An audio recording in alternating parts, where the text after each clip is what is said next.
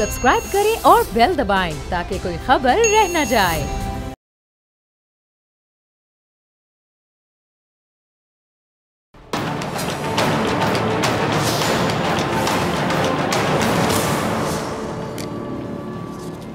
अस्सलाम वालेकुम नाजरीन, मैं हूं डॉक्टर फ़िज़ा अकबर ख़ान और मैं हूं पाकिस्तान और आप देख रहे हैं पाकिस्तान के सबसे बड़े न्यूज़ चैनल का नंबर 1 प्रोग्राम ऐसे नहीं चलेगा।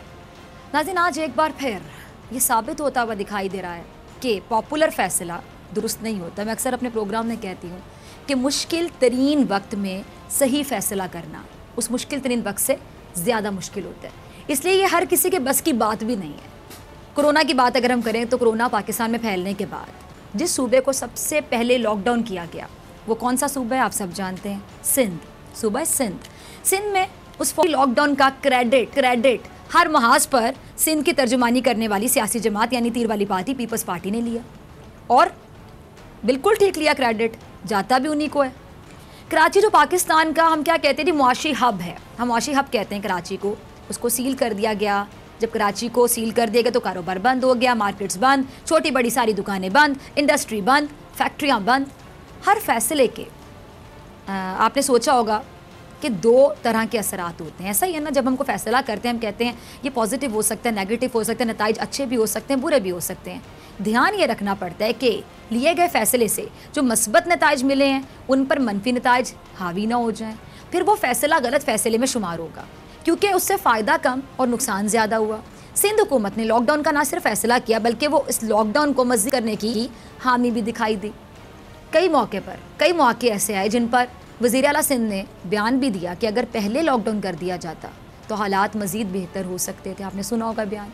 अब इस लॉकडाउन से मुतासिर होने वाले तबके के लिए सिंध हुकूमत ने क्या किया जी कि इमदादी पैकेजेस और मुफ्त राशन का ऐलान किया था। ये बिलावल जरदारी का पहले ज़रा क्लिप देखिएगा। जो गरीब तबकात है, मैं उन सब को यकीन दिलाना चाहूँगा कि ये हुकूमत सिंध का ज़िम्मेदारी है। हम आपको संभालेंगे, हम आप तक खाना पहुँचाएंगे, राशंस पहुँचाएंगे। हम अपील भी करेंगे कि जिनके पास ज़्यादा है वो हमें मदद करें ताकि हम उनके घर तक खाना पहुँचा सके, उनको ज़रूरत ना पड़े कि वो बाहर जाए। हम हुकूमत सिंध से एक्सपेक्ट करते हैं that they will make it illegal. It should not be allowed to fire any daily wage workers at this point in time. सिर्फ कराची की आबादी तकरीबन 2.5 करोड़, इसके अलावा अंदरून सिंध में रहने वाले लातादाद ख़ानदान जो रोज़ के कमाने वाले हैं। ऐसा ही है, इन सब की बुनियादी ज़रूरत क्या है? ग़िज़ा। खाना तो सब ने खाना ना, पेट तो सबको लगा हुआ है और इसको पूरा करने के लिए दिहाड़ीदार तबका रोज़ के रोज़ मेहनत करता है, रोज़ के रोज़ कमाता है और उससे मिलने वाली जो रोज़ाना की बुनियाद पर उजरत है उससे अपना पेट पालता है। सिंध हुकूमत का ये ऐलान सिर्फ अफसोस के साथ कहूँगी कि ऐलान ही रहा, इस पर मुकम्मल अमल दरामद आज तक नहीं हो सका। इसके बावजूद लॉकडाउन मज़ीद सख्त कर दिया गया, लोग निकलते रहे, गरीब सड़कों पर नज़र आए, भीख मांगते अभी भी दिखाई दिए। मिडिल क्लास तबका शर्म के मारे पहले तो कुछ ना बोला, लेकिन उसके बाद वो भी राशन मांगने के लिए NGOs का रुख करने लगा। सिंध हुकूमत ने किराएदारों के लिए जो रिलीफ दिया था, किराया मुआफ़ करने का हुक्म दिया था, वो भी पूरा नहीं हो सका और कई जगहों पर ना सिर्फ मालिक मकानों ने पूरा किराया लिया, बेहिस्सी देख रहे हैं आप, उन्होंने पूरा किराया लिया और ना देने वालों पर तशद्दुद तक किया। ऐसे वाक़यात भी सुनने को मिले, उनको घरों से निकालने की धमकियाँ भी दी। जब सिंध हुकूमत ने ये लॉकडाउन किया तो वज़ीर आज़म इमरान खान इस लॉकडाउन से मुताल्लिक कुछ कहा था। ये ज़रा देखिएगा और याद कीजिए देख करके क्या कहा था उन्होंने। आज अगर मैं पूरा लॉकडाउन करता हूँ तो इसका मतलब क्या है? इस मेरे मुल्क के रिक्शा चलाने वाले, छाबड़ी वाले, रेडी वाले, टैक्सी वाले, छोटे दुकानदार, दिहाड़ी वाले, ये सारे घरों में बंद हो जाएंगे और इनके पास क्या वसाइल होंगे कि 2 हफ्ते तक घरों के अंदर अपने बीवी बच्चों का पेट पाल सकें। हमारे पास इतनी कैपेसिटी है कि हम इन सारों को घरों में खाना पहुंचा सकें? अभी हमारी कैपेसिटी नहीं है। मैं अगर पूरा लॉकडाउन करता हूं तो मुझे ये सोचना पड़ेगा कि इन लोगों का क्या बनेगा। ये जो 25% मेरे गरीब लोग हैं। जो मैं कह सकता हूं वो ये कि आपको खुद अपने आप को लॉकडाउन की तरफ ले जाना चाहिए। आपको खुद सेल्फ क्वारंटीन करना चाहिए। आखिर में मैं आपके ऊपर, आपकी जिम्मेदारी है कि खुद अपने ऊपर एहतियात करें। इमरान खान साहब के इस बयान पर पूरी सिंध हुकूमत ने, आपको याद होगा कि इनके खिलाफ बयान दागे थे, वज़ीर आज़म पर खुलकर तनकीद की, कहा गया कि उनको मुल्क के हालात का पता ही नहीं है, कहा गया कि वज़ीर आज़म जल्द लॉकडाउन ना करके मुल्क और कौम को ख़तरे में डाल रहे हैं, कहा गया कि इमरान खान का फैसला अकल के खिलाफ है, इमरान खान पर तनकीद की गई, खुलकर तनकीद के तुंदो तेज़ नश्तर बरसाए गए। लेकिन सिंध के अवाम क्या करेंगे ये नहीं बताया। ये एक बेसिक बात है, सबसे ज़रूरी कि सिंध के अवाम क्या करेंगे ये नहीं बताया। कभी बोला गया कि राशन के लिए मैसेज करो, कभी कहा गया कि राशन घर घर दिया जाएगा, कभी कहा गया कि मईशत तो दोबारा ज़िंदा हो जाएगी, ज़िंदगी दोबारा नहीं मिलती। तो सरकार ये बता दें कि ज़िंदगी का खात्मा कोरोना से हो तो गलत है, लेकिन भूख से हो जाए तो सही है। खात्मा तो खात्मा है ज़िंदगी का। सिंध के अवाम क्या करें? लॉकडाउन का फ़ैसला जल्दबाजी में क्यों किया गया? मीडिया पर तशहीर की गई। वज़ीर आला सिंध को कई अफराद ने तो अगला वज़ीर आज़म भी नामज़द कर दिया। फौरी लॉकडाउन पर मुराद अली शाह साहब की तारीफ़ों के वो पुल बांधे गए जिसकी मिसाल नहीं मिलेगी आपको। इमरान खान पर बढ़ चढ़ कर तनकीद की गई, उसकी भी मिसाल नहीं मिलेगी कि किसी वज़ीर आज़म पर इतनी तनकीद कभी हुई होगी। जिन्होंने गलत काम किया उन पर कभी तनकीद नहीं हुई माजी में, इस वज़ीर आज़म पर तनकीद देख लें कि कितनी हुई की मिसाल नहीं मिलेगी। विफाक को कहा गया कि सिंध की हुकूमत से सबक सीखे, लेकिन हुआ क्या? ज़मीनी हक़ाइक़ क्या है? क्या सिंध हुकूमत ने जितनी जल्दी में लॉकडाउन किया उतनी रफ्तार के साथ उस तबके को इमदाद दी जो इस लॉकडाउन की वजह से सबसे ज़्यादा मुतासिर हो रहा है? क्या सिंध हुकूमत ने जो ऐलानात किए उन पर अमल दरामद करने और करवाने के लिए कोई हिकमत अमली तरतीब दी? बिल्कुल भी नहीं। राशन कहाँ किसको मिल रहा है, कितने अफराद को मिल गया, कितनी ऐसी कंपनियों के खिलाफ एक्शन लिया गया जिन्होंने अपने मुलाजिमीन को निकाल दिया, कितने ऐसे मालिक मकान को गिरफ्तार किया गया जिन्होंने हुकूमत सिंध के मना करने के बावजूद किराया लिया और अहकामात हवा में उड़ा दिए, कितने ज़ख़ीरा अंदोज़ों के खिलाफ कार्रवाई की गई, वो कितने अफराद हैं जो मुलाजमत से निकाले गए तो उनको सिंध हुकूमत ने सहारा दिया। वो 8 अरब का राशन, 8 अरब जो सिंध हुकूमत ने सिंध के अवाम को देने का ऐलान किया था, उसके सबूत तक तो मुराद अली शाह साहब सुप्रीम कोर्ट में जमा नहीं करवा सके। तो नतीजा क्या निकला? थोड़ी देर के लिए वाहवा समेटी और वाहवा समेट कर आपने पूरे सिंध के अवाम को मजबूर कर दिया कि वो बाहर निकलें। एक आम आदमी कैसे घर में बैठ सकता है जबकि उसके घर वालों का खाना उसकी मेहनत और मजदूरी के जरिए हो? एक आम आदमी कैसे घर में बैठ सकता है जब महीने की 10 तारीख को उसका मालिक मकान दरवाज़ा खटखटाने आ जाए किराए के लिए? एक मिडिल क्लास फ़र्द कैसे घर में बैठ सकता है जब उसको अपने घर के अखराजात हर हालत में पूरे करने हों? एक दिहाड़ीदार मजदूर, सोचा कभी आपने, एक दिहाड़ीदार मजदूर क्यों घर में बैठेगा जब वो देख रहा है कि उसके घर में फाके होना शुरू हो चुके हैं? सिंध हुकूमत का सिर्फ लॉकडाउन का फ़ैसला ऐसा था जिस पर मुकम्मल अमल दरामद हुआ, बाकी सारे ऐलानात, सारे वादे, सारे अहकामात बयानात तक रहे, सिर्फ बयानात तक रहे। और आज भी हालात अब बिगड़ रहे हैं।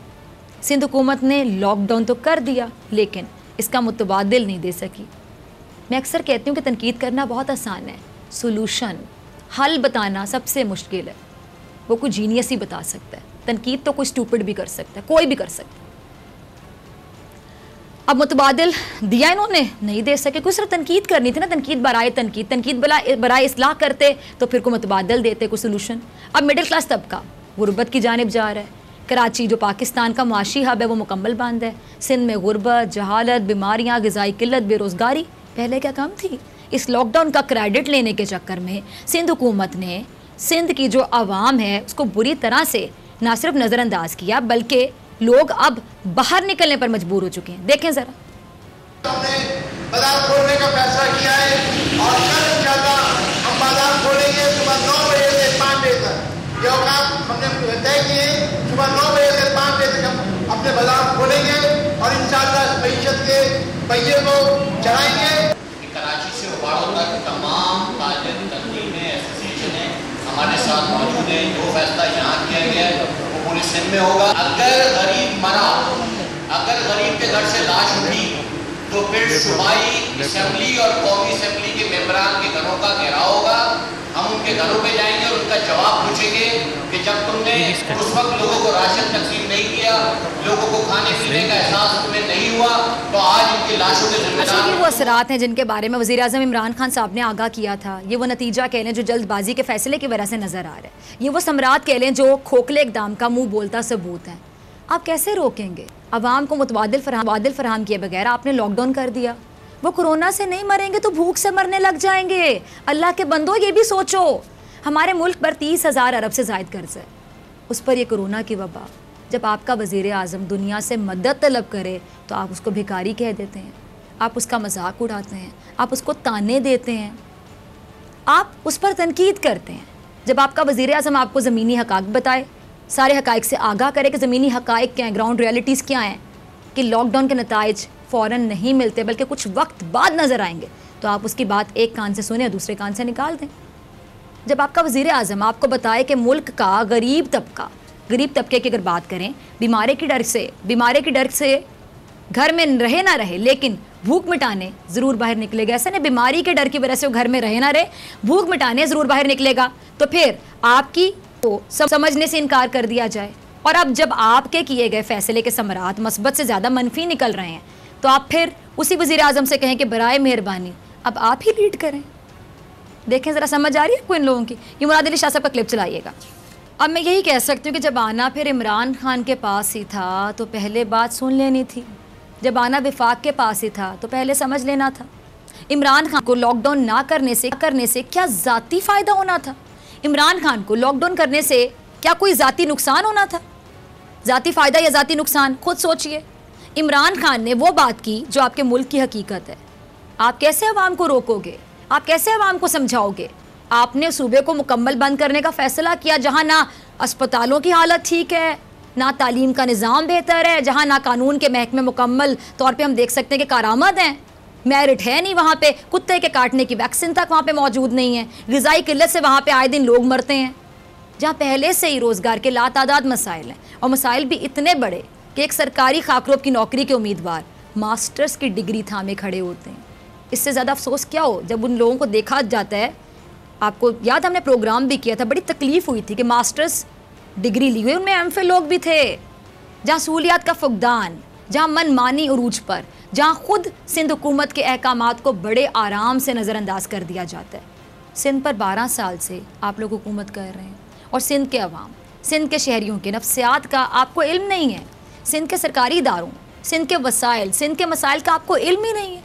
कम से कम पहले अपने फैसले दरामद को यकीनी बनाते, पहले जो सहूलियात देने का आपने वादा किया था कम से कम अमली तौर पर उनका मुजाहरा करते, कम से कम जो बयानात आपने दिए थे उनमें से कुछ तो पूरे करते, उसके बाद जाते लॉकडाउन की तरफ। आपका सिर्फ एक बयान जिसमें आपने राशन देने का दावा किया था, उससे मुतालिक खुद सिंध हुकूमत के तर्जुमानों का क्या कहना है वो भी देख लें। ये हाल है सिंध का, कितना बड़ा सूबा है सिंध, उसका ये हाल है। 12 साल से दुनिया दिख रही है। सिर्फ इसी राशन पे बात कर लेते हैं तो सुप्रीम कोर्ट ने अपनी हालिया समाअत में क्या कहा कि कोरोना से निमटने के लिए सिंध हुकूमत की कारकर्दगी अफसोसनाक है। हुकूमत 8 अरब का राशन तकसीम करने के शवाहिद भी ना पेश कर सकी, सूबे भर से खाना ना मिलने की शिकायत पहुँच रही है। कराची में 11 यूनियन कौंसिल सील करने की ठोस वजह नहीं बताई गई। सिंध हुकूमत को सील शुदा यूनियन कौंसिल्स में मुतासर अफराद की तादाद का भी इल्म नहीं है, और सील होने वाली जो यूनियन कौंसिल्स हैं उनमें खाना और तिब्बी इमदाद फराहम करने का कोई मंसूबा नहीं है। ये हक़ाइक़ हैं, इन्हें हक़ाइक़ कहा जाता है जिन्हें आप झुटला नहीं सकते, और इन हक़ाइक़ को जितना नज़रअंदाज करेंगे मसाइल उतने ज़्यादा बढ़ेंगे। आज आपको इमरान खान साहब का मौक़िफ़ है, आज आपको इमरान खान के मौक़िफ़ को ही मानना पड़ा। आज आप लोग भी अपने वज़ीर आज़म की जानिब देख रहे हैं, और अच्छी बात है, ये बहुत अच्छी बात है, देर आए दुरुस्त आए, ये एक बेहतरीन बात कह लें। लेकिन अफसोस इस बात का कि सिंध हुकूमत ने हमेशा की तरह देर कर दी। आप अपने अवाम से नहीं लड़ सकते, आप अपने अवाम को मुतबादिल फराहम किए बगैर इस तरह कैद नहीं कर सकते, आप ज़मीनी हक़ाइक़ को नज़रअंदाज नहीं कर सकते। आप जो ऐलान कर रहे हैं, जो अवाम के मुफाद में अहकामात दे रहे हैं, उन पर अमल दरामद को यकीनी बनाए बगैर आप इस तरह के सख्त फैसले करने के मुतहम्मिल नहीं हो सकते। आप विफाक से नहीं लड़ सकते, आप अपने वज़ीर आज़म को भिखारी नहीं कह सकते, आप जमहूरियत में से जमहूर को नज़रअंदाज नहीं कर सकते। पाकिस्तान एक गरीब मुल्क है, पाकिस्तान के पास इतने वसाइल नहीं हैं कि वह इस वबा के ख़िलाफ़ आसानी से ये जंग जीत सके। इसलिए बाहैसियत सूबाई हुकूमत आपको अपने वज़ीर आज़म से मशवरा करना चाहिए, मशवरा करें, उनको सुने, गौर से सुने, उनके बयानात को संजीदगी से लें। पहले संजीदगी से सुनेंगे तो ही संजीदगी से लेंगे ना। आप तो मजाक उड़ाने पर आ जाते हैं, तमस्कर उड़ाने पर आ जाते हैं। आप सुनते भी इसलिए हैं कि सुनने के बाद तनकीद कैसे कैसे करनी है और किस किस ने करनी है, टीवी पर आके तनकीद। इस पॉइंट को समझने की कोशिश कीजिएगा।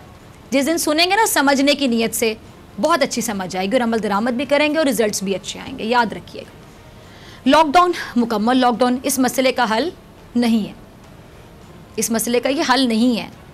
बदतरीन कोरोना मुतासरा ममालिक भी पाबंदियाँ नरम कर रहे हैं। चीन में सनती पैदावार बहाल हो चुकी है। ईरान ने जो स्मार्ट लॉकडाउन है उसके तहत कारोबार जो है दफातर उसको खोल दिया है। स्पेन की अगर बात करें तो स्पेन में भी सनतें खोल दी गई हैं और कल से इटली में भी सख्तियाँ कम हो जाएंगी, क्योंकि भूख वो मसला है, या कह लें कि भूख एक ऐसी हकीकत है, भूख वो ज़रूरत है जिससे इनकार नहीं किया जा सकता, जिसको नज़रअंदाज नहीं किया जा सकता। कोरोना आ जाएगा और आ चुका है तो क्या भूख को साथ ले गया?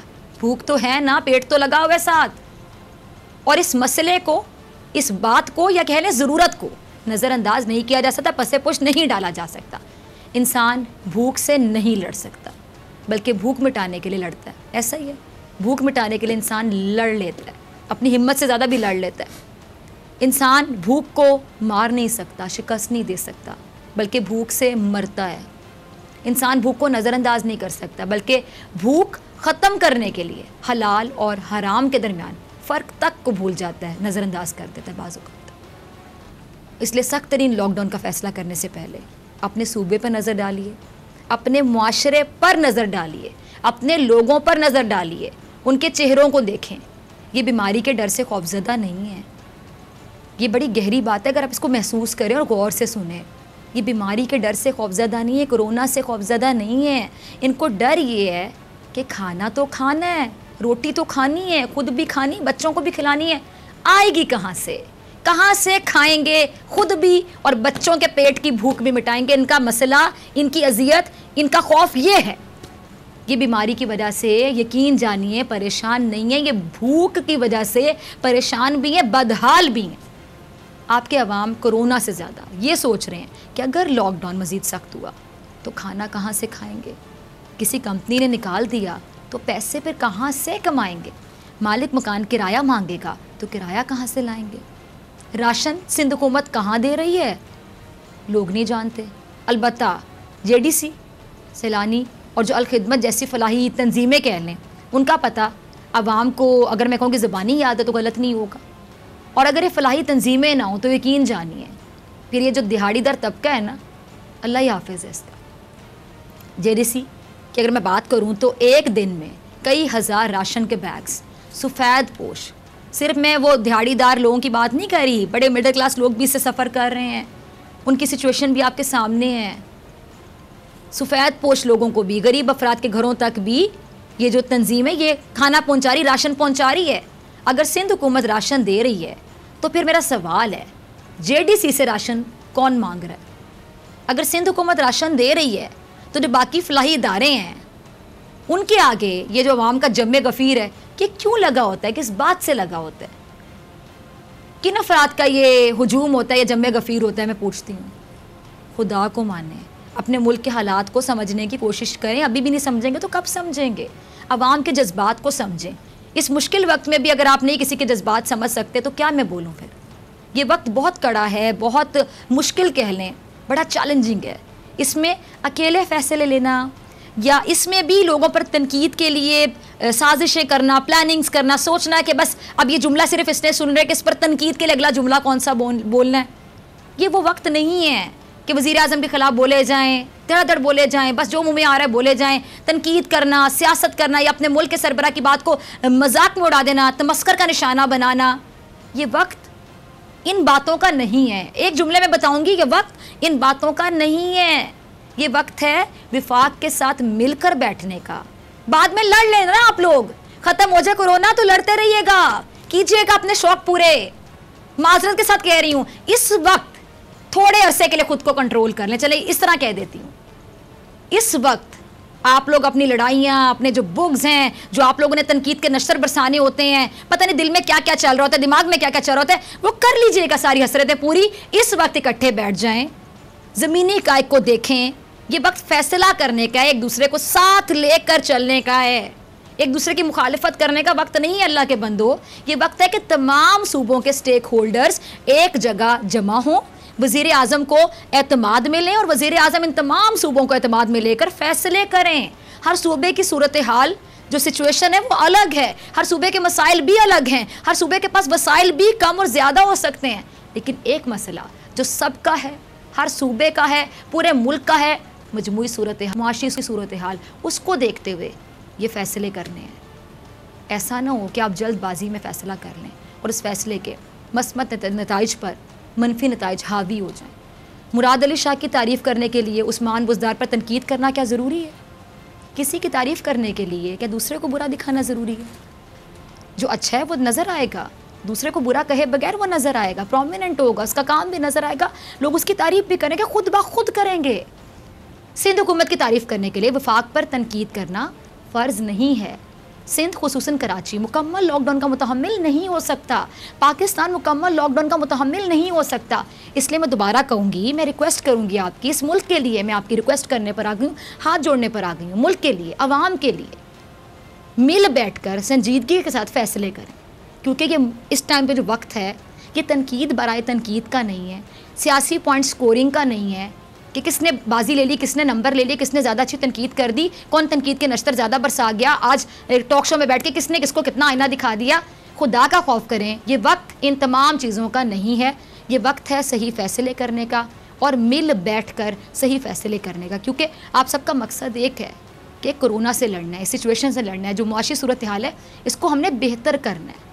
यहाँ लेंगे ब्रेक और ब्रेक के बाद आपको सुनाएंगे कोरोना से मुतासिर होने वाले एक शोबे का अहवाल, और बहुत बड़ा शोबा है वो, और हमारे साथ मौजूद होंगे उसी शोबे से रिलेटेड एक मारूफ स्टेज अदाकार। ब्रेक के बाद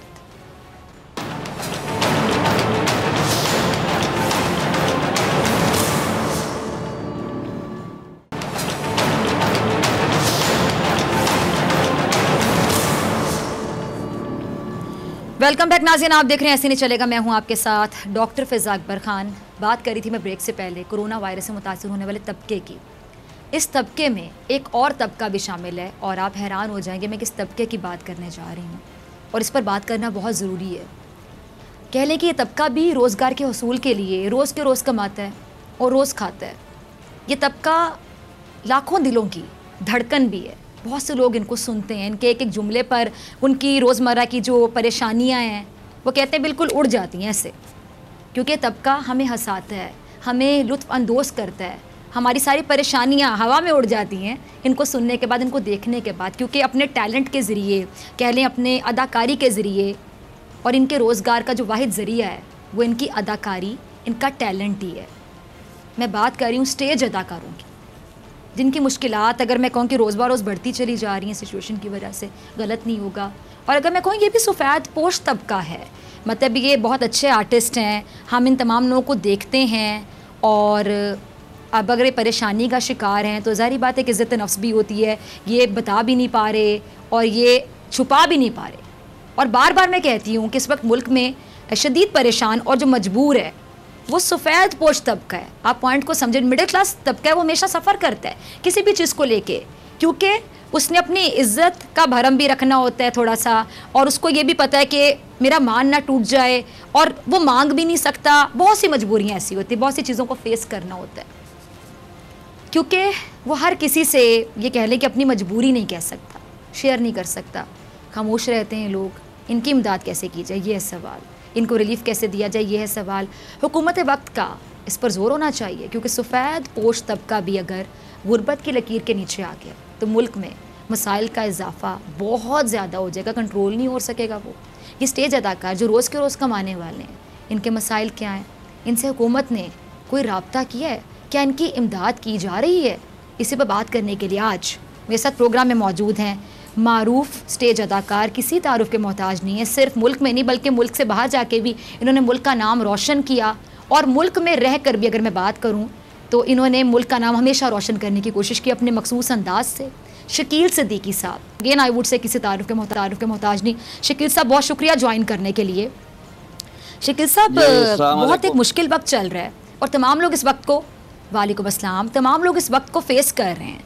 मैं आपकी फील्ड है, स्टेज अदाकार जितने भी हैं, आज हम उन सबको रिप्रेजेंट करने जा रहे हैं, ऐसे नहीं चलेगा। मैं आज तमाम लोगों की आप तर्जुमानी करने जा रहे हैं, उनके बिहाफ पे तमाम लोगों की बात करेंगे। आप स्टेज अदाकारों का जो सबसे बड़ा मसला इस वक्त क्या है, क्योंकि आप लोग भी परफॉर्मेंस देते हैं, रोज़ के रोज़ कमाने वाली बात है, तो क्या बिल्कुल कारोबार बंद है, बिल्कुल नहीं चल रहा, बिल्कुल रोज़गार जो है आप लोगों का ख़त्म हो चुका है, बेरोज़गार हो चुके हैं तमाम लोग? जी फिर सबको अस्सलाम वालेकुम। फिजा, बात यह है कि स्टेज अदाकार जो है ना, वो स्टेज पे जब परफॉर्म करता है तो 1000 लोग, 1500 लोग, 800 लोग, 600 लोग बैठते हैं, तो जाहिर है कि वो तो लोग तो बैठ नहीं सकते। ये 2 महीने से कराची में, मैं आपको बताऊं, कराची में 550-600 स्टेज अदाकार हैं, उसमें टेक्नीशियन हैं, उसमें म्यूजिशियन हैं, उसमें बैक द स्टेज काम करने वाले लोग हैं। अच्छा, वो भी बहुत ही वो गैरतमंद लोग हैं, वो नहीं हाथ फैलाएंगे, कभी नहीं आएंगे। तो मेरी इस सिलसिले में नासिर शाह साहब से बात हुई, उन्होंने कहा मुझे शनाख्ती कार्ड की आईडी भिजवा दो, तो मैंने 30-35 के भिजवाए। मैंने कहा ये हो जाएगा तो फिर और भिजवा दूंगा, लेकिन पता नहीं वो शायद वो बिजी हैं, मसरूफ हैं, शायद वो नहीं कुछ कर पा रहे होंगे, मुझे नहीं अंदाजा। लेकिन मैं जानता हूँ अच्छे आदमी है, अगर उन्होंने वादा किया तो ज़रूर पूरा करेंगे। लेकिन मुझे बड़ा अफसोस के साथ कहना पड़ता है कि यहाँ सिंध में आर्टिस्टों के साथ, स्टेज आर्टिस्टों के साथ कभी भी अच्छा रवैया नहीं रहा है हुकूमत का। और दूसरी बात यह है कि आर्ट्स काउंसिल ऑफ पाकिस्तान, उसमें पता नहीं फंड्स आता है, वो फंड्स कहाँ जाता है हमें आज तक नहीं पता। अगर नहीं आता है तो इस वक्त गवर्नमेंट सिंध को चाहिए कि वो फंड्स दे और आर्टिस्टों को इज्जत के साथ बुला के उनको कैश दे। देखिए, राशन की जहाँ तक बात है ना, राशन हमारे आर्टिस्ट कोई जेडीसी से, कोई पीएसबी से, कोई कहीं से ला के उनको पहुंचा रहा है, लेकिन कच्चे चावल या कच्चे दाल या कच्चे आटे तो नहीं खाएंगे ना आर्टिस्ट। उनके घर में उनको प्याज की भी जरूरत है, उसमें उसको पकाने की भी जरूरत है, उसमें उनको सब्जियों की भी जरूरत है, तो उनको एक कैश की भी जरूरत है। ठीक है, ये आर्टिस्ट वो हैं स्टेज के जो रात को कमाते हैं तो सुबह वो खाते हैं।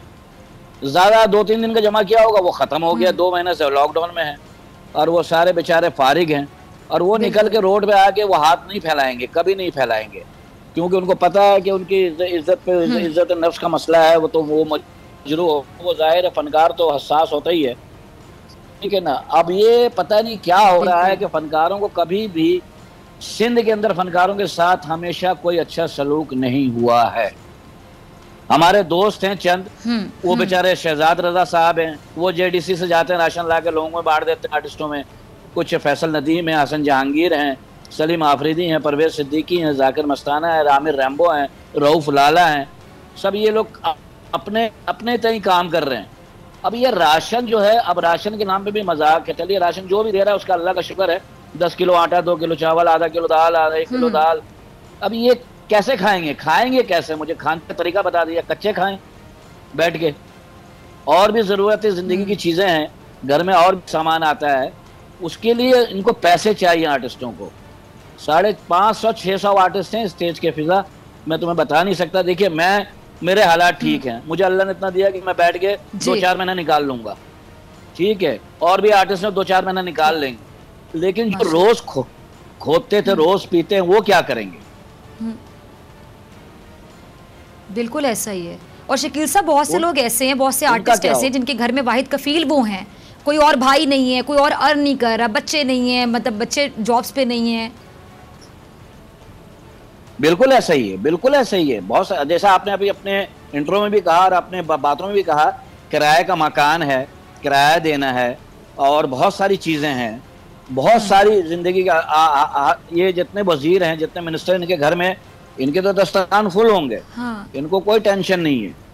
ये तो रोज, ये तो और आप देखिएगा, मैं आपको एक बात बताता हूँ, ये जो हो रहा है ना कोरोना के नाम पे, ये आगे जाके करप्शन की दास्तान नहीं मिलेगी, आप ही लोग चट्टा बट्टा खोल रहे होंगे, ये बता दूं आपको। अच्छा शकील साहब, मुझे एक और बात जरा समझाइएगा। अगर बिलावल को कभी सुनने का मौका मिल जाए मुझे, तो मैं तो बिलावल की बातें सुनती रहती हूँ और मैं सोचती रहती हूँ, अच्छा वाकई ऐसा हो रहा है। मतलब बिलावल तो ऐसा नक्शा पेश कर रहे होते हैं कि सबको राशन मिल गया, ये हो गया, वो हो जाएगा। सिंध को वैसे बता रहे थे, सिंध नहीं हो गया, कोई बहुत ही तरक्की याफ्ता सूबा हो गया जहाँ पे कुत्ते के काटने की वैक्सीन नहीं है, उसकी तरक्की का हाल मैं अब क्या बोलूँ अपने अल्फाज में। आप मुझे बताइएगा कि अगर, बड़ी बात है, वैसे लोग परेशान हो रहे होंगे, अगर आर्टिस्ट जो कि हमारा फ़ख्र हैं, हमारे पाकिस्तान की नुमाइंदगी करते हैं, सिर्फ पाकिस्तान में नहीं, पाकिस्तान से बाहर जाके भी अगर आर्टिस्टों के साथ ये हो रहा है तो फिर आम बंदे की तो किसी को फिक्र ही नहीं होगी। मैं साथ मेंशन भी करना चाहूँगी हमारा रिवायती हरीफ मुल्क भारत, जिसके खिलाफ मैं अक्सर आवाज़ उठाती हूँ कश्मीर की सिचुएशन को लेकर, और भारत से बहुत से लोग मैं अक्सर बताती हूँ कि मेरे फॉलो करते हैं सिर्फ गालियाँ निकालने के लिए, और जारी बात है वो माइंड करते हैं कि मैं नरेंद्र मोदी को आईना दिखाती हूँ, भारतीय सेना को आईना दिखाती हूँ। वहां तक जाके ये अपने टैलेंट का लोहा मनवा चुके। वो भारत जो तारीफ ही नहीं करता पाकिस्तानी आर्टिस्टों की, शकील साहब ने उस प्लेटफॉर्म से भी तारीफें समेटी हैं। अगर ऐसे आर्टिस्ट की भी कदर नहीं है सिंध हुकूमत को तो मैं क्या कह सकती हूँ। जी शकील साहब, बाकी फिर आप कहिए। देखिए मैं सियासी आदमी तो हूँ नहीं, और आलम ये सच कहते हो कि शायद राशन पहुँचा रहे हैं, कह तो रहे हैं 5-6 लाख लोगों के ख़ानदान को राशन पहुँचाया है। अल्लाह करे ये सच हो, अल्लाह करे बिल्कुल सच हो और ये पहुंचा रहे हैं। बात पता है क्या है, यहाँ पे हो क्या रहा है कि 4 थैले पकड़ा के तस्वीरें खींची जा रही हैं, और इनको यही नहीं पता कि ये अल्लाह के कैमरे में आएंगे ही नहीं। अल्लाह के कैमरे में ब्लैंक होंगे, बिल्कुल शिया होंगे। अल्लाह कहेगा तुमने दुनिया में वाहवाही लूटनी थी, 4 फोटो खिंचवाई, तुमने तालियां बजवाई लोगों से, बस हो गया काम खत्म, मेरे पास तो तुम ब्लैंक हो। जबकि हमारे इस्लाम में है कि दाएं हाथ से दो तो बाएं हाथ को पता न लगो। आज हम पूरे पाकिस्तानी कौम 70-80% हमने अपने पेट नंगे करके दिखा दिए कि भाई देख लो हमारे क्या हालात हैं। ये शर्म, हमारे लिए शर्म का मुकाम है। अब इमरान खान साहब अगर लोगों से मांग रहे हैं तो किसके लिए मांग रहे हैं? अपने लिए मांग रहे हैं क्या? वो दूसरों के इन्हीं लोगों के लिए मांग रहे हैं, ठीक है ना। बस ये तो पॉइंट इनको समझ नहीं आ रहा है कि दूसरों के लिए मांग रहे हैं। मैं ट्रैवल किया, मैंने खान साहब के साथ 94 में मैंने उनके साथ चंदा इकट्ठा किया है। मैंने अभी डैम के लिए जाके फ्री ऑफ कॉस्ट जॉन्सबर्ग में डैम के लिए 2 करोड़ जमा करके दिया। हमने सैलाब आता था, जल्जला आता था, फनकार ट्रकों पे निकल के, ये स्टेज के आर्टिस्ट निकल के अपने भाइयों के लिए 10-10 रुपए इकट्ठा करते थे। तो आज ये वक्त पूरी दुनिया पे है, तो ये पूरे पाकिस्तान में है, तो फनकार भी एक हिस्सा है इस मुआशरे का।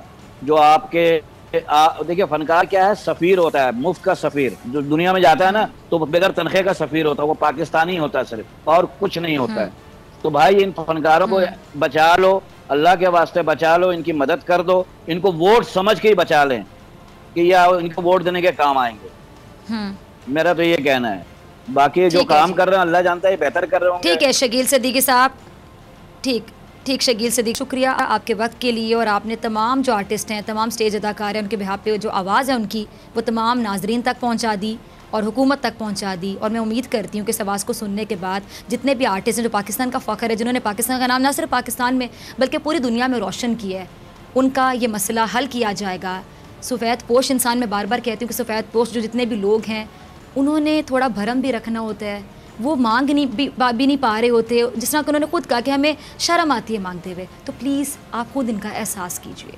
ब्रेक पे जाना है, ब्रेक से आने के बाद एक बहुत ही सिचुएशन ऐसी डिस्कस करूंगी आपके साथ। हमारे नुमाइंदे भी मौजूद होंगे कि जी करंतना सेंटर है मंडी बहाउद्दीन का, जहाँ से 82 अफराद को टेस्ट की रिपोर्ट आने से पहले ही भेज दिया गया, और वहाँ जो 82 अफराद भेजे गए उनमें से 32 में कोरोना वायरस की तस्दीक हो गई। गफलत है क्या? ब्रेक के बाद जानेंगे।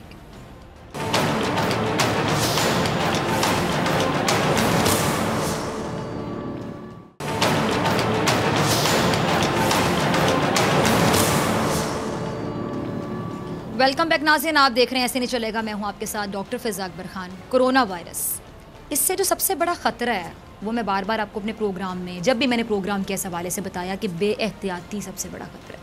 और अगर ये बेएहतियाती इंतज़ामी सतह पे की जाए तो सोचिए क्या ये मुजरिमाना गफलत में नहीं बदल जाएगी? बिल्कुल बदल जाएगी। मंडी बहाउद्दीन में यही मुजरिमाना गफलत देखने को उस वक्त मिली जब मुल्तान से आए हुए 82 अफराद, 82 सही सुना आपने, 82 अफराद को कोरोना रिपोर्ट्स की तस्दीक के बगैर डीसी ने करंतना सेंटर मंडी बहाउद्दीन से घर भिजवा दिया। जब उनकी रिपोर्ट्स हैं, आगे सुनते जाएं, जब उनकी रिपोर्ट्स आई तो 82 में से 32 अफराद में कोरोना वायरस की तस्दीक हो गई। रिपोर्ट का इंतज़ार के बगैर उनको भेज दिया और 82 में से 32 अफराद में कोरोना वायरस की तस्दीक हो गई। अब वो जो अफराद जिनको घर भेज दिया गया था, जिनकी रिपोर्ट्स पेंडिंग थी, इसके बावजूद उनको घर भेज दिया गया और रिपोर्ट्स आने के बाद इंतज़ामिया ने उन 32 अफराद को दोबारा से आइसोलेशन वार्ड मुंतकिल कर दिया। 5 अप्रैल को मुल्तान इंतज़ामिया ने करंतना में से मंडी बहाउद्दीन के 82 अफराद को डेप्यूटी कमिश्नर मंडी बहाउद्दीन के हैंड ओवर किया, जिनकी कोरोना टेस्ट की रिपोर्ट्स पेंडिंग थी। और डिप्टी कमिश्नर जो हैं मेहताब वसीम ने 2 रोज़ बाद मुल्तान से करंतना में लाए गए जो 82 अफराद थे उनको पुलिस प्रोटोकॉल के साथ घरों को रवाना किया। सुन रहे हैं आप? उसमें दोबारा मैं बता दूं कि जो 82 अफराद की पेंडिंग रिपोर्ट्स जब आई तो उनमें से 32 अफराद में कोरोना की तशखीस हो गई। जो सदर Pakistan medical association doctor Tariq Mahmood ने अपने वीडियो बयान में डिप्टी कमिश्नर की इस गफलत पर शदीद तनकीद भी की है और डिप्टी कमिश्नर पर कोरोना फंड्स में खुर्द बुर्द का इल्ज़ाम भी लगाया है। ये जो डॉक्टर हैं और जो डिप्टी कमिश्नर हैं इनकी जो बरतरफी है उसका मुतालबा भी कर दिया उन्होंने। ज़रा देखिए ज़रा। मैं डॉक्टर तारिक महमूद जद्दड़, सदर पाकिस्तान मेडिकल एसोसिएशन मंडी बहाउद्दीन, जहां मेरे लबों पर अपने डॉक्टर्स, पैरामेडिकल स्टाफ, अफवाज पाकिस्तान, रेंजर्स और पुलिस के जवानों के लिए खराज अकीदत है, वहीं पर DC मंडी बहाउद्दीन के लिए अरफ़े नदामत भी है। इस एक शख्स की मुबैना गफलत और गैर संजीदा रवैये की सज़ा पूरा ज़िला भुगत रहा है। मौसूफ ने चंद दिन पहले मुल्तान से मंडी शिफ्ट किए गए 82 ज़ायरीन को क्वारंटाइन में रखने की बजाय और उनकी टेस्ट रिपोर्ट का इंतज़ार किए बगैर घर भेज दिया, जिनमें से 32 लोगों की रिपोर्ट्स कोरोना पॉजिटिव आई। न जाने वो ज़िला भर में कितने अफराद बल्कि पूरे के पूरे ख़ानदानों के लिए जानलेवा साबित हो सकते हैं। मैं बतौर सदर PMA ज़िली इंतज़ामिया को खबरदार करता हूं कि अगर एक भी फर्द मेडिकल स्टाफ का हो या डॉक्टर में से कोरोना पॉजिटिव निकला तो इसकी तमाम तर जिम्मेदारी DC पर होगी। सुना आपने में मामला क्या है, गफलत किसकी जानिब से हुई, क्यों हुई, सबसे बड़ा सवाल अब हालात क्या है, क्या DC साहब के खिलाफ कोई कार्रवाई की गई है? इस पर बात करने के लिए मेरे साथ अभी मौजूद हैं मंडी बहाउद्दीन से हमारे नुमाइंदे साजिद मुगल। साजिद, ये मामला ज़रा समझाइएगा नाज़रीन को आप भी। और हैरानी की बात है कि 32 अफराद तो अब तक पता नहीं कितने लोगों से मिल चुके होंगे, अब इसका जिम्मेदार कौन होगा अगर ये कोरोना फैलेगा? जी बिल्कुल, ये 5 अप्रैल को मुल्तान करंतना वालों ने DC मंडी बहाउद्दीन के हैंड ओवर किए थे 82 अफराद जो उधर क्वारंटाइन में मौजूद थे। उनको यहाँ पे करंतना मंडी बहाउद्दीन में रखा गया। 2 रोज़ बाद डिप्टी कमिश्नर मंडी बहाउद्दीन ने बज़ाते खुद जाके और हमारे ज़राए के मुताबिक ADCR साहब उनके साथ हमरा थे, उधर उन्होंने गाड़ियों का अरेंजमेंट करके इन 82 अफराद को पुलिस प्रोटोकॉल में घरों को रवाना कर दिया है, जबकि इनकी मुल्तान इंतज़ामिया की तरफ से रिपोर्ट्स अभी तक पेंडिंग थी। जब 2 या 3 रोज़ बाद इनका जो टेस्ट रिपोर्ट्स आई हैं इन 82 अफराद जिनको डिप्टी कमिश्नर मंडी बहाउद्दीन ने घरों को भिजवाया था, उनमें से 32 अफराद जो थे उनके कोरोना टेस्ट पॉजिटिव आ चुके थे, जो अपने लोकेलिटीज़ में पूरे मंडी बहाउद्दीन की 3 तहसीलें फालिया, मलकवाल और मंडी की 3 मुख्तलिफ लोकेलिटीज़ के लोग थे। वो लोगों से मिलते जुलते भी रहे, अपने ख़ानदान वालों से और सब उससे। 9 तारीख रात को बल्कि 10 तारीख जो 3 बजे हमने खबर जे बोल न्यूज़ ने ही इशू जो है मंडी बहाउद्दीन से हाईलाइट किया था कि इन्होंने इतनी बड़ी मुजरमाना गफलत, क्रिमिनल नेगलिजेंस का मुजाहरा किया है। तो उस वक्त जो है डिप्टी कमिश्नर ने दोबारा इन अफराद को इंतज़ामिया की दौड़ें लगवा कर इन अफराद को वापसी 10 तारीख को एडमिट करवाया आइसोलेशन वार्ड में।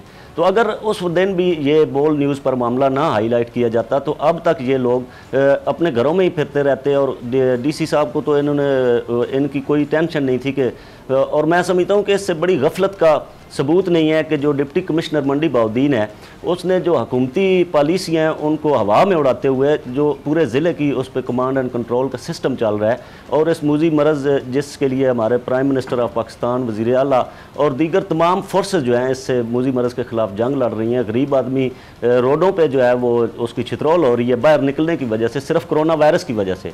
तो डिप्टी कमिश्नर साहब जो हैं वो पता नहीं किस मंतक के तहत इन्होंने इतनी बड़ी गफलत का ये सबूत दिया है। इसके बाद हमने उस रात को ही डिप्टी कमिश्नर साहब को तकरीबन 2 से 2.5 घंटे फ़ोन पर रब्ता किया। तब तमाम एजेंसीज़ ने यह गफलत हमें कन्फर्म की तो DC साहब ने इतनी तक जहमत नहीं की कि वो हमें इसके बारे में कोई मौक़िफ़ दे दें। तो 2 रोज़ बाद CEO health doctor Ali Mohammad Mufti साहब जो CEO हेल्थ मंडी बहाउद्दीन हैं, उन्होंने वो प्रेस कॉन्फ्रेंस कर रहे हैं और उसके अंदर भी वो ये चीज़ एतराफ़ कर रहे हैं कि जो लोग उधर से आए थे उनकी टेस्ट रिपोर्ट अभी पेंडिंग थी, तो जब उनको रिपोर्ट्स पॉजिटिव उनमें से 32 की आई हैं तो हमने उनको वापस बुला लिया गया है। और इसके बाद अब तक इस इतनी बड़ी मुजरमाना गफलत के बावजूद डिप्टी कमिश्नर मंडी बहाउद्दीन के खिलाफ इंतजामी सतह पर पंजाब हुकूमत की तरफ से ना कोई इंक्वायरी लगाई गई है और ना ही कोई एक्शन सामने आया है। अच्छा साजिद, मुझे एक और चीज़ समझा दीजिएगा, ये जो पुलिस प्रोटोकॉल के साथ आपने खबर जो दी, जो हमने शेयर की नाजरीन के साथ, कि पुलिस प्रोटोकॉल के साथ उन लोगों को पहुंचाया गया उनके घरों में 82 अफराद को, जिनमें से फिर 32 जो हैं उनमें कोरोना का जो टेस्ट है करने के बाद जब रिजल्ट आया पता चला कि तो कोरोना वायरस उनके अंदर मौजूद है। तो ये पुलिस प्रोटोकॉल के साथ क्यों भेजा है, कि कौन थे वो 82 अफराद?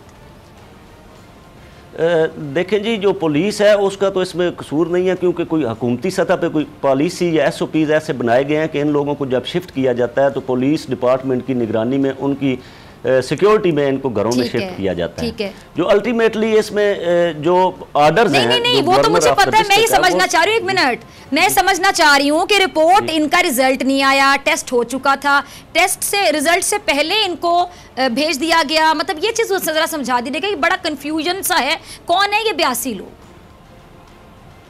ये 82 लोग इनके जान पहचान वाले तो नहीं है, मतलब जी, ये मैं अर्ज़ करता चलूँ कि ये जो 82 लोग हैं ये ईरान से वापस आए थे। जब शुरू में ये कोरोना वायरस का इशू शुरू हुआ था तो उस वक्त कुछ लोगों को DG खान में क्वारंटाइन किया गया था और कुछ लोगों को मुल्तान में क्वारंटाइन किया गया था। उसके बाद ये जो 82 लोग थे ये मंडी बहाउद्दीन से बिलोंग करते थे, जिन्हें मुल्तान इंतज़ामिया ने इधर भेजने के लिए किया है। मंडी बहाउद्दीन के हैंड ओवर किया गया था कि ताकि इनको इधर क्वारंटाइन किया जा सके, ऑब्जर्व किया जा सके, इनकी रिपोर्ट्स आ सकें और इसके बाद जो है दीगर कोई डिसीजन इनके खिलाफ इनके हवाले से डिसीजन कोई लिया जा सके। लेकिन ये बड़ी मुजरमाना गफलत है जो डिप्टी कमिश्नर ने की है। और उसके बाद ये जितना इश्यूज़ और इसकी जो CO हेल्थ ने भी इस चीज़ का एतराफ़ किया, अपने वीडियो बयान में भी बताया है, उसके बावजूद अभी तक हमने कोई इंतज़ामी सतह पर कोई एक्शन DC के ख़िलाफ़ नहीं देखा।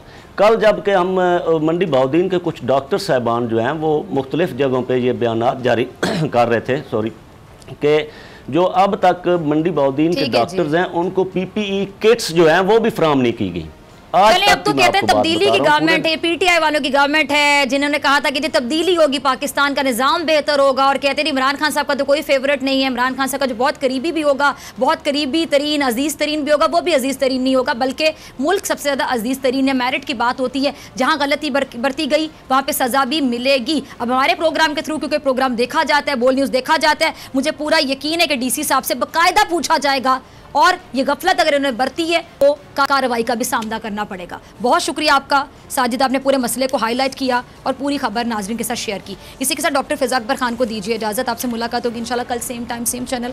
अगर ज़िंदगी ने वफ़ा की दुआ में याद रखेगा, अपना ढेर सारा ख्याल रखेगा। अल्लाह निगहबान।